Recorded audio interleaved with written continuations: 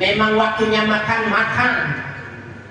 Tapi beliau putri Nabi Sayyidah Fatimah ini, waktu dia mau makan itu roti, dia ingat jangan-jangan ayah saya belum makan. Pak, orang sini ada nggak yang lagi mau makan kagak jadi, ingat bapaknya belum makan, ada nggak? Lagi mau makan gitu, ingat bapaknya, jangan-jangan bapak saya belum makan gitu, terus nggak jadi makan, ada nggak di sini? Kalau ada, saya mau tahu orangnya yang mana. Ya? Yang nggak pakai peci, mana yang nggak pakai peci? Bapak Ibu sekalian yang berbahagia, Sayyidah Fatimah mau makan itu, ingat ayahnya jangan belum makan, nggak jadi. Maka dia titip sama suaminya, anaknya Hasan dan Husain dititipkan, berangkat dia pergi ke rumah Rasulullah, ketok pintu, assalamualaikum. Dijawab waalaikumsalam, dibuka, dikecup dahinya. Nabi itu begitu, beliau sama istrinya sama anaknya kalau ketemu dikecup dahinya. Ibu nih yang di depan saya berdua, kalau pernah dikecup sama suami nggak Bu? Cocok.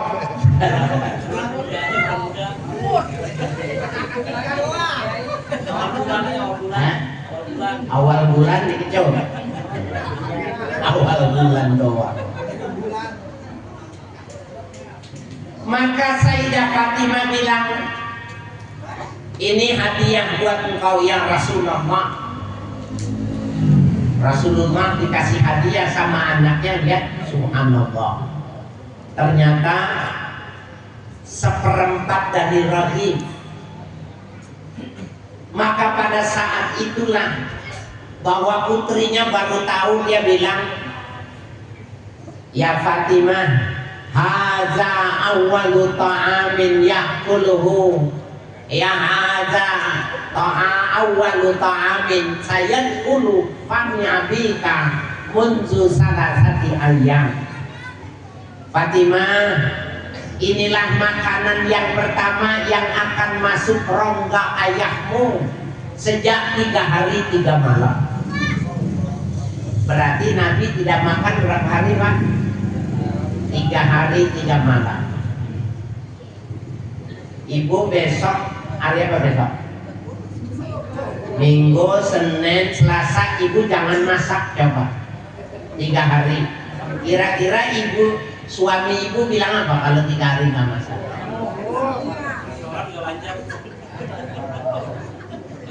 Paling suami ibu bilang gini, lu pulang ke rumah masih ingat jalanannya. Bapak Ibu sekalian yang berbahagia, ternyata Nabi 3 hari 3 malam tidak makan. Anaknya baru tahu ketika diberikan roti. Maksudnya Nabi supaya yang bikin rotinya ini senang hatinya. Nangis Sayyidah Fatimah, bersyukur bahwa dia bisa memberikan hadiah kepada ayah. Maka Rasulullah bergegas mau makan.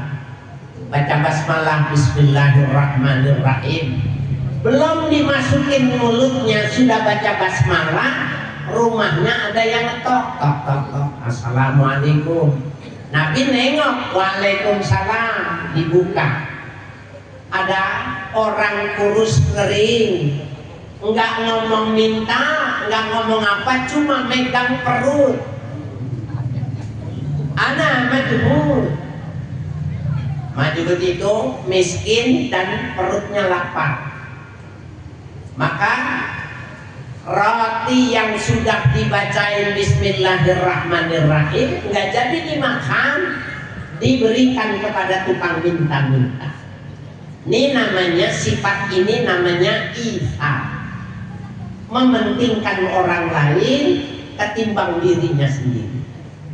Bapak nih yang di depan saya dari pagi nggak makan, mau buka puasa, istri nggak ada makanan, nggak apa, belum pulang, ada roti separoh, dengar mari Allah Akbar, Allahu Akbar, nengok nggak ada, biarin dah roti satu, mau buka, ada yang assalamualaikum, tukang minta bilang perutnya lapar, rotinya diminta, bapak kasih nggak? Hah? Kasih nggak pak?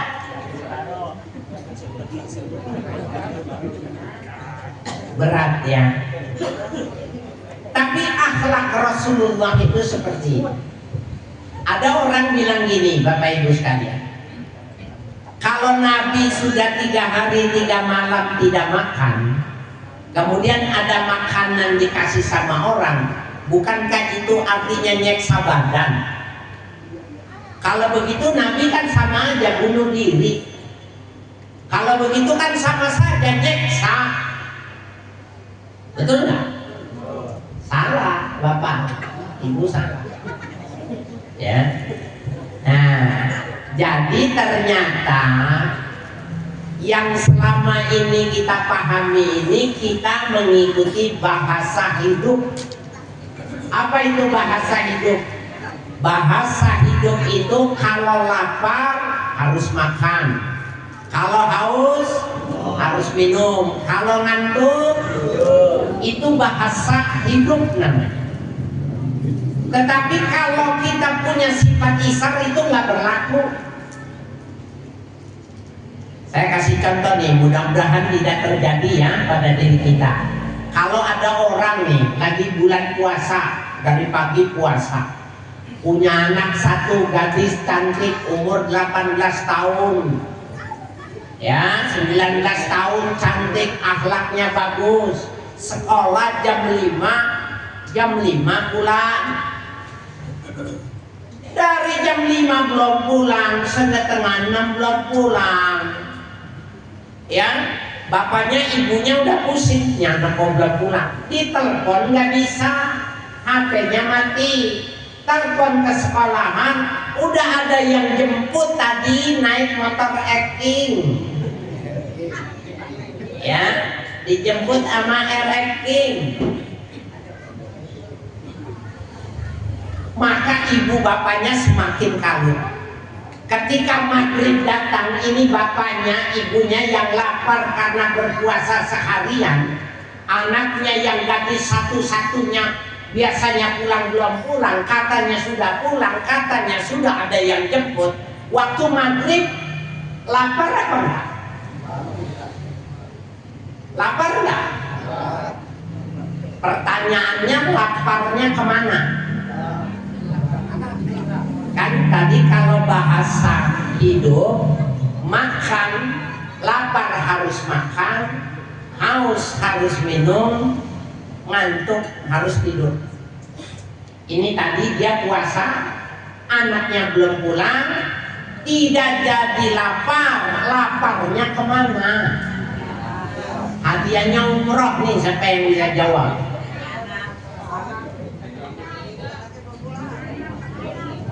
Ya. Nah, jadi Bapak Ibu sekalian yang berbahagia, laparnya ini kebawa dengan kecintaan terhadap anaknya. Nanti kalau anaknya udah pulang, ini ibu lapar nggak? Bukan lapar, makannya nambah. Nah, Bapak Ibu sekalian yang berbahagia, itulah yang diajarkan. Orang kalau ridho, maka lapar itu akan hilang. Nggak percaya, memang sulit memahaminya kecuali kita memang mempraktekannya. Bapak Ibu sekalian, kita lihat nih pada sejarah bahwa sifat iftar Nabi turun sama anaknya. Anaknya Sayyidah Fatimah itu seperti itu. Beliau waktu Nabi mau wafat, Beliau ini orang yang nunggu 24 jam, nangis terus. Kenapa? Tidak siap kalau lihat Nabi harus meninggal. Karena nangis terus, sehingga Nabi tidak tega, dan Sayyidah Fatimah dipanggil sama sini. Nabi bilang ini, la tabki ya Fatimah, fa innaki awal man yufuqan bi. Fatimah, Nabi ngomongnya pelan, berbisik, hai Fatimah, jangan nangis. Sesungguhnya engkaulah orang yang pertama akan menyusul aku nanti. Apa maknanya itu menyusul? Halo? Apa maknanya? Meninggal. Bapak ragu-ragu mestinya dapat hadiah, Pak. Iya. Iya.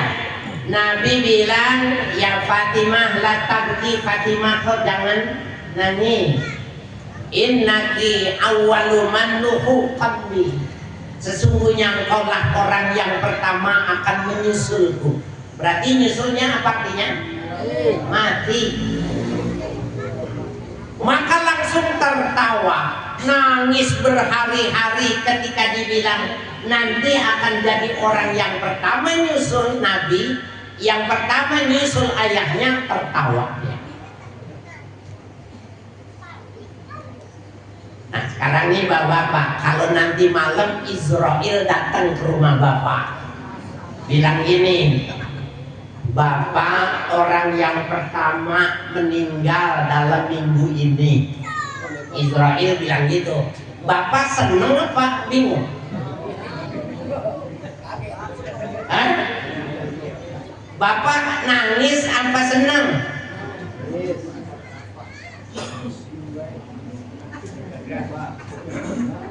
Kalau tinggal seminggu lagi kira-kira kita ngapain? Bapak Ibu sekalian yang berbahagia, ternyata Nabi wafat 6 bulan setelah Nabi wafat, Sayyidah Fatimah sakit, dan sakitnya inilah yang menghantarkan kepada kematiannya. Nah Bapak Ibu, waktu beliau sakit itu tidak bangun dari tempat tidur, tidak makan, tidak minum. Bingung suami beliau, Ali bin Abi Thalib karramallahu wajhahu, bingung.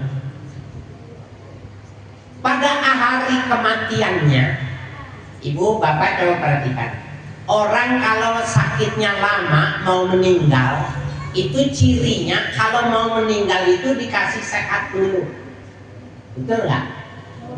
Halo Pak, orang kalau sakit lama, kalau mau meninggal sama Allah dikasih sehat dulu, betul? Besoknya baru meninggal. Kenapa? Itu bonus supaya yang ngurusin seneng. Ini malam ini siapa nih yang selama ini sakit, sekarang hari ini lagi sehat, yang mana? Ada nggak? Nah, yang selama ini sakit seminggu 2 minggu, malam ini lagi sehat datang ke sini gitu, ada nggak?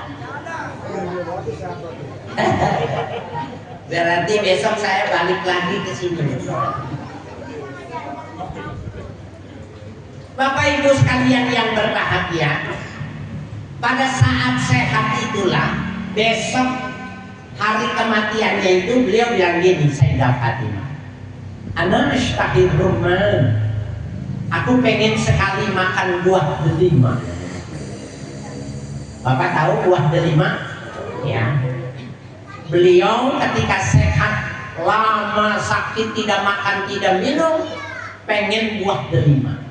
Tapi suaminya nggak punya uang. Akhirnya pinjam sama teman beli buah delima. Nih coba lihat nih Bapak, Sayyidina Ali pinjam beli buah delima. Senang jalan tergesa-gesa. Di tengah jalan ada yang ngetop. Wahai sahabat Rasul, Seandainya kau punya uang kecil, berikan uang kecil. Kalau kau di rumah punya roti yang bawahnya gosong, tidak kau makan, berikan kepadaku. Perutku sudah terasa berat, aku lapar sekali, barangkali apa saja yang kau berikan aku terima. Kata Sayyidina Ali, aku nggak punya apa-apa, aku punyanya cuma ini, buah delima ini aku beli karena istriku di rumah sakit, ini pun aku boleh pinjam. Tukang minta-minta itu bilang itu, kalau begitu buah delima itu saja buatku. Pak, Bapak, halo. Kalau Bapak dari jadi Sayyidina Ali, istri Bapak sakit 2 minggu.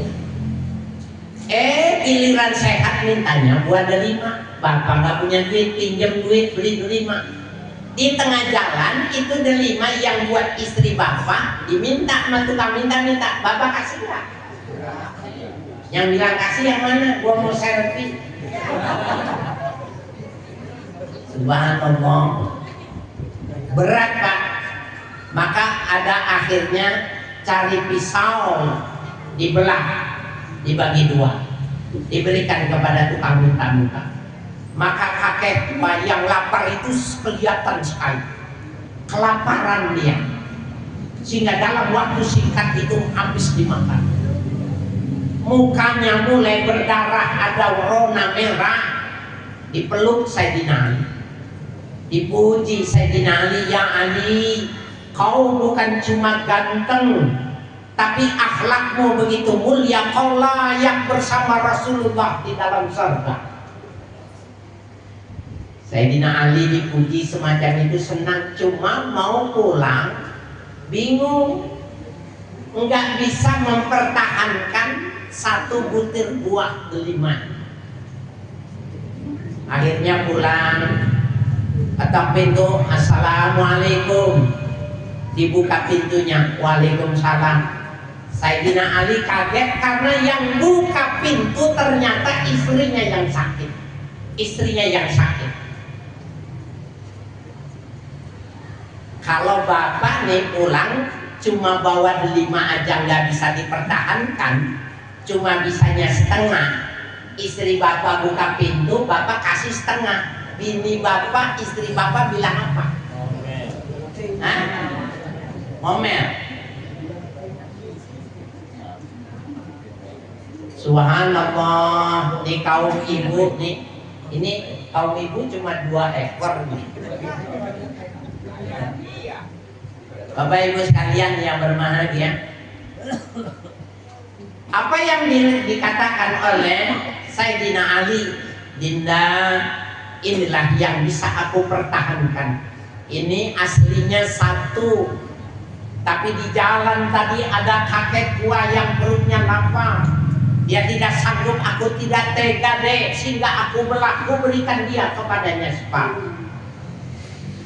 Apa jawaban istri beliau, Sayyidah Fatimah? Apa jawaban putri Rasul? Dipeluk suaminya. Ketika dipeluk suaminya, dia berbisik di telinganya, kenapa tidak dikasihkan semua? Kasihkan semua. Ketika tadi kau belah, kau berikan kepadanya. Allah cabut seleraku, Allah cabut keinginanku, dan Allah ganti rasa cukup sehingga aku terpuaskan. Kenapa tidak dikasih semua? Kira-kira sama nggak sama istri Bapak yang di rumah? Hah? Jauh, jauh Pak. Makanya suruh ajak kemari biar dia dengar Pak. Ini namanya iftar. Itu yang saya maksud tadi. Orang kalau dia senang, nah itu kan perutnya lapar. Ada orang minta dikasih, laparnya hilang. Yang lahir kebahagiaan, kesenangan yang menutupi lapar. Sayyidah Fatimah itu lapar, tidak makan berhari-hari ketika pengen delima, tetapi ada kecintaan, salut sama suaminya. bahwa suaminya mementingkan orang lain, maka dicabut kesenangannya itu tadi. Laparnya hilang, dikasih kebahagiaan. Oleh karena itu Bapak Ibu sekalian yang berbahagia, nih kalau mau nyontoh nih keteladanan semacam ini, ibu-ibu nih, saya ngomong ibu-ibu nih, ibu dua ini jangan kecewa ya. Saya ngomongin ibu-ibu di Gandaria 1. Rumah saya di Gandaria 1. Saya ngomongin ibu-ibu di Gandaria 1 nih Pak. Di kampung saya nih. Ibu-ibu tuh kalau dia diajak makan, sudah makan gitu, suaminya mau makan, begini nanti dulu. Jadi diposting status. Kata Nabi, idza tabahtal maraqah fa'aksir ma'aha. Kalau kau makan, kau masaknya berkuah, banyakkan airnya. Wa ta'ahad jironak, kau lihat mana tetanggamu yang butuhkan, kasih. Dagingnya seucil tapi kuahnya semangkok, nggak apa-apa kata Nabi, yang penting ada rasanya.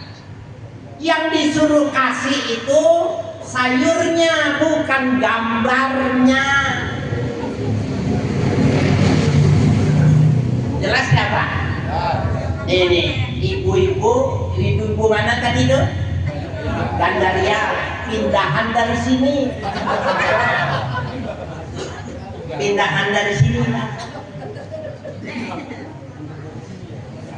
Bukannya sedekah, makanan gambarnya yang disedekah. Di sini ada nggak yang kayak begitu? Ada. Gandaria yang ada.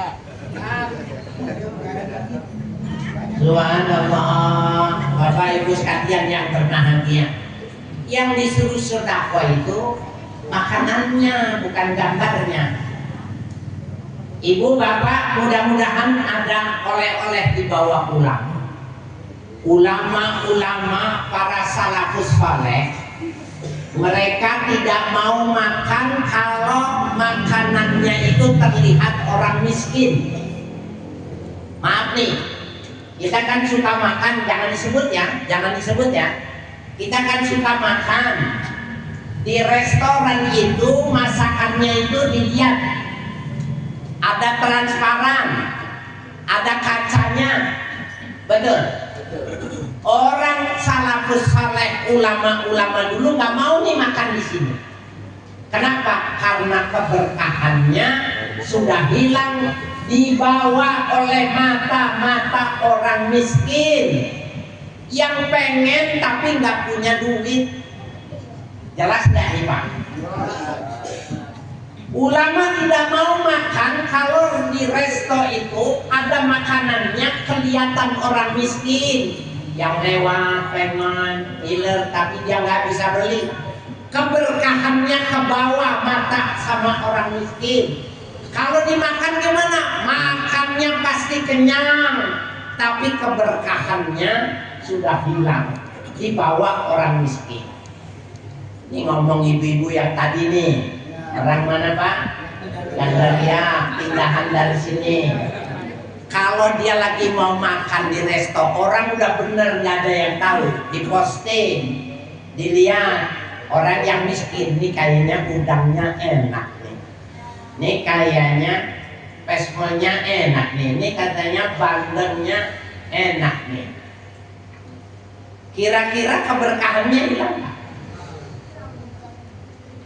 Halo, keberkahannya hilang nggak? Nah, tuh kerjaannya orang Gandaria seperti itu. Bapak Ibu sekalian yang berbahagia, jangan kalau mau niru Nabi, kalau mau ngikutin iftarnya Nabi, makanannya kasih orang, bukan gambarnya yang dikirim. Jelas nggak? Subhanallah. Kalau Nabi sebagai uswah hasanah kita lihat, maka kelihatan sekali bahwa beliau hidupnya semacam itu. Oleh karena itu Bapak Ibu sekalian yang berbahagia, lihat nih, Nabi sebagai ayah seperti itu, maka istrinya juga seperti itu. Karena istrinya seperti itu, maka anaknya juga seperti itu. Karena anaknya Nabi seperti itu, maka suaminya juga seperti itu, ke bawah semua. Oleh karena itu Bapak Ibu sekalian yang berbahagia, kalau kita pengen punya anak bagus, ini seperti sekarang nih ya, ini peringatan haul. Kenapa orang yang sudah meninggal diperingati haulnya? Karena dulu almarhum sama almarhumah semasa hidupnya dia mikirin ibu bapaknya, maka anaknya sekarang mikirin dia. Bapak nih sekarang nggak mikirin bapaknya, nggak mikirin ibunya yang sudah meninggal. Besok mau mati bilang, lu jangan lupa ya bikinin haul, tahlilin. Nggak bakalan dikerjain, nggak bakalan dikerjain Pak, kalau dianya tidak pernah melakukan kebaikan kepada ibu bapak. Nih saya mau ngomong orang Kebayoran Lama nih Pak. Orang Kebayoran Lama, Gang Sarmili itu di dalam itu ada Bang Aep. Bapak tahu Gang Sarmili dekat pasar Kebayoran Lama? Itu dulu ada guru pencak silat namanya Pak Nawawi itu. Saya belajar beksi di situ Pak. Belajar beksi di situ. Salah seorang keponakannya itu bapaknya meninggal, ibunya meninggal, anaknya cuma satu, maka diambil, dihabis, lama-lama habis hartanya. Datang nih ke rumah Pak Nawawi nih, karena encingnya bilang gini, Cing, emang harta orang tua saya cuma itu doang, nggak ada lagi selain yang rumah itu. Karena dia guru silat, dia berani ngadepin anak muda. Dia bilang nih, kalau lu mau tahu yang paling banyak harta itu harta bapak lu. Orang sini yang paling banyak hartanya bapak lu. Kalau gitu mana sih, kenapa nggak dikasih tahu? Itu kan hak saya kan anak tunggal. Gua kasih tahu lo, tapi syaratnya cuma satu. Lo tahu nggak kuburan bapak lu di mana? Kuburan bapak lu rata lu kagak tahu, kuburan mak lu rata lu kagak tahu, rumahnya udah habis, sekarang lu tanya hartanya lagi. Anak sekarang nih, jadi orang mana dulu? Pak, Bayoran Lama, pindahan dari sini juga.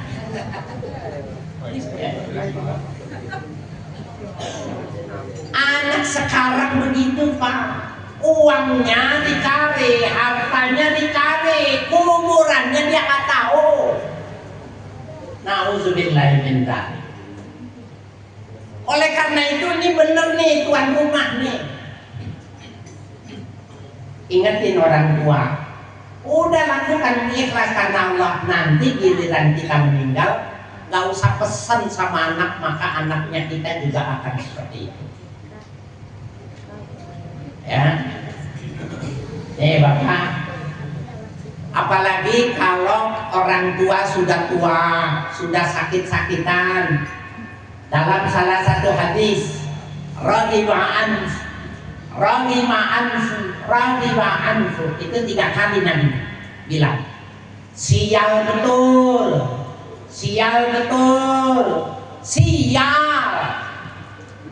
orang yang menghadapi, merasakan ibu bapaknya sudah tua, walam yadkhulul jannah, tapi tidak bisa masuk surga. Kita punya bapak, punya ibu, masa sehat, masa dia tua kita nggak ngurusin. Kata Nabi, kalau kita nggak bisa masuk surga gara-gara ibu bapak kita, sial kita. Apa maknanya? Mau masuk surga, ibu bapakmu ngurusin, pasti masuk surga. Orang sini kalau bapak ibunya sakit diurusin nggak? Ya kan yang jawab cuma 6. Kalau orang sini bapak ibunya sakit diurusin nggak? Alhamdulillah. Besok Pak kalau giliran kita sakit jadi juga. Cuma bapak kalau orang kenapa Pak? Deketan. Oh, lo ngomongnya kesini dong Pak. Kirain gue suruh berhenti ke mati. Hebat banget tukang shot gue disuruh berhenti. Tadi ngomong apa lupa dah. Ngomong apa? Ngurusin orang tua. Pak, kalau ngurusin orang tua nih, kalau dia sakit jangan buru-buru dibawa rumah sakit. Ini orang sudah sakit nih, udah ngap-ngapan. Nih, apa ini? Ambil air. Kalau ada air zam-zam. Ambil pakai sendok. Pakai apa Pak? Sendok nih. Bismillahirrahmanirrahim. Bismillahirrahmanirrahim. Masukin. Bapak kita lagi sakit atau ibu sakit. Kalau airnya keluar di sini, airnya keluar, jangan dibawa ke rumah sakit. Itu berarti di lauhil mahfuz rezekinya sudah habis.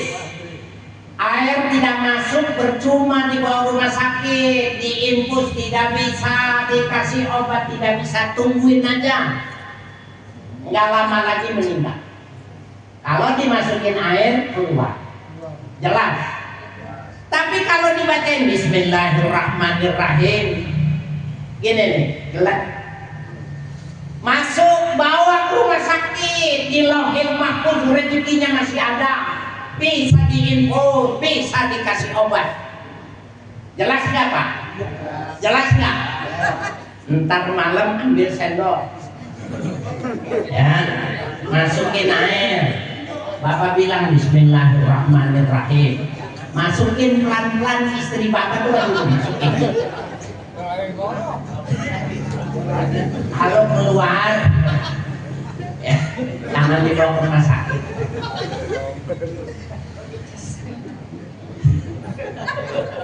Ibu udah Bu. Bapak Ibu sekalian yang berbahagia, jadi intinya kalau kita berbuat baik sama ibu bapak kita, maka anak kita otomatis baik sama kita. Bapak Ibu sekalian, saya mohon maaf, saya keluar dari jam 3:30 subuh. Tadi subuh di Cempaka Putih, terus di Bintaro, MRBJ, terus sampai sini. Tadi maghrib di Setiabudi, saya sini. Dari 3:30 subuh kayaknya udah mulai goyang saya. Saya lihat bapak dirinya udah nggak ada jelas, duduknya udah goyang-goyang gitu. Yang goyang bapaknya atau saya ya. Jadi bapak kalau pengen dengar ceramah saya besok hari Senin sama Kamis, setel CNN Indonesia, CNN. Kalau bingung CEN.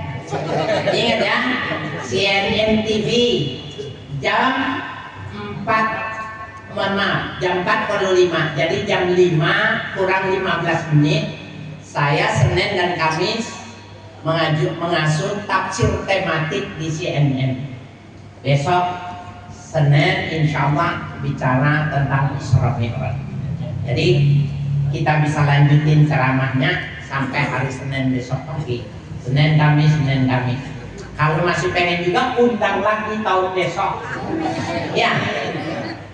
Ini tuan rumah, saya minta izin, saya terima kasih, saya langsung ya para habaib, para ustadz minta izin, udah goyang, saya pulang.